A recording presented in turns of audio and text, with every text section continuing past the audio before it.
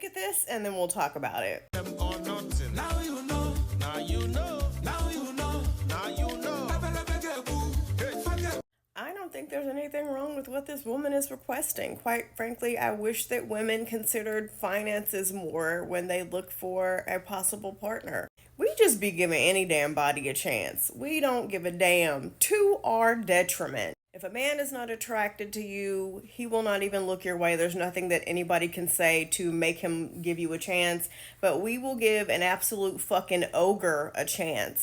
If we don't meet whatever requirements a man has in his mind, there's nothing anyone can say or do to convince him to be with you. But we will get with any and everyone if they ain't got two nickels to rub together, no aspirations, nothing going on for themselves. We're going to give somebody a chance if that means we can get a man. And all of this to our detriment. We're so understanding and wanting to give people chances, and we don't think long term.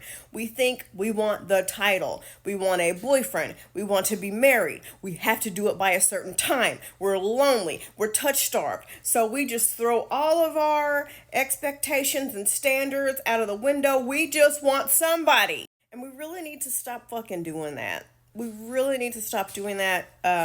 I will not give anybody a chance, full stop. If I'm not attracted to you, I'm not going to squint and turn my head sideways and cover up my left eye. If I don't find you attractive, that's it. And I do consider how much money you make. Do you have to be wealthy? Absolutely not. But I need to know that you coming into my life is not going to set me back financially. People seem to assume that automatically just because you have two incomes, that means more money. Absolutely not. For years, even when I considered myself to have been struggling, there are several couples that I still made more money than. And I supported two kids by myself. People forget that, yes, there's two incomes, but there's two people using electricity and two people eating. And, your expenses double sometimes. And you're bringing your bills into the situation, and they're bringing their personal bills into the situation. But people don't be thinking about that, but I digress. Having a baby is something, I heard a doctor say that it's considered to be a health condition that could kill you. And women don't have the support that they need. They don't have the postpartum help that they need. They don't have the counseling and therapy that they need. A lot of women are sleep deprived. They need a night nurse to help them sleep through the night. They need somebody to come and help them throughout the day so they can wash and take a shower just to feel human. I wouldn't mind having another child. I really wouldn't. I don't have anything against it. However, what's stopping me is the extensive assistance and support that I would need in order to successfully execute that process. A lot of you know I struggle with anxiety and bipolar disorder, and I consider those things to be a serious disability because those things have caused me to lose jobs in the past and, have interfered with relationships that I've had in the past. They've been crippling for me, and I've experienced that on top of having postpartum depression, and I wanted to die, literally.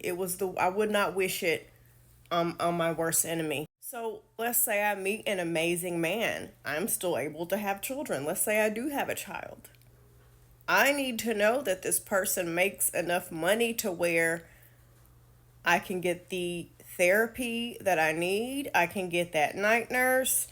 I could have somebody come throughout the day or all day to help me so I can get out of the house. I'm going to need to continue to take care of myself. I mean, I know I have my own streams of income. The little bit of change I make on here and the money I make on YouTube. FYI, YouTube is where the money is. And I have money saved. So I wouldn't be in a situation where I'm just out there bad and 100% depending on a man. Y'all know how I feel about that shit. But I also don't want to be spending all my fucking money and going through my savings. So I would need someone who can comfortably, not under stress, who can comfortably provide the therapy, the nighttime and daytime support that I need, the ability for me to still go out and pamper myself and pay the bills and take care of everything. Again, does that mean this person has to be wealthy? No, but I'm just going to be honest with you.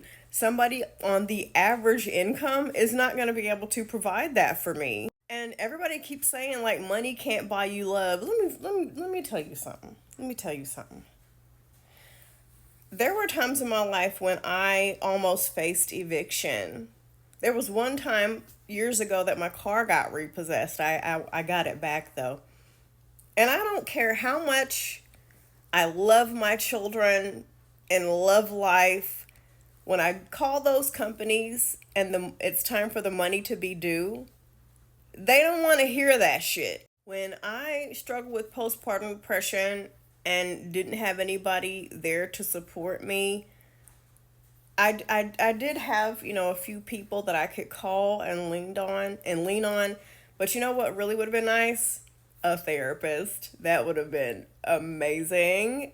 Having someone come and help me clean or to just do everything so that I can rest. And I'm going to end with this. I saw a video, some of you might have seen it, where they asked men, how much would your partner have to make before you would be a stay-at-home dad?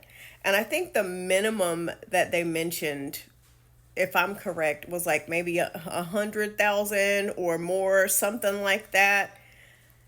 And see, that's a lesson we can learn from men. There's not many lessons we can learn from men, so, don't get it twisted.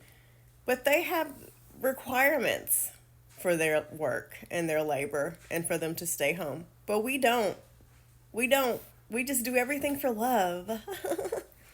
And then we end up with postpartum depression. And then we end up frustrated. And then we end up overwhelmed. And then we end up losing ourselves. And now we're getting in arguments over the bills. And why didn't you wake up in the middle of the night last night? Why do I have to do everything? When we could have just nipped all that in the bud and considered finances in the first damn place. Listen, I believe in love and romance, but I can focus a lot more on loving and romancing you and vice versa when I'm not worried about, are we going to get evicted? You know what I'm saying? When I'm not worried about every noise I hear out the window is them coming to pick up my car. You know what I'm saying?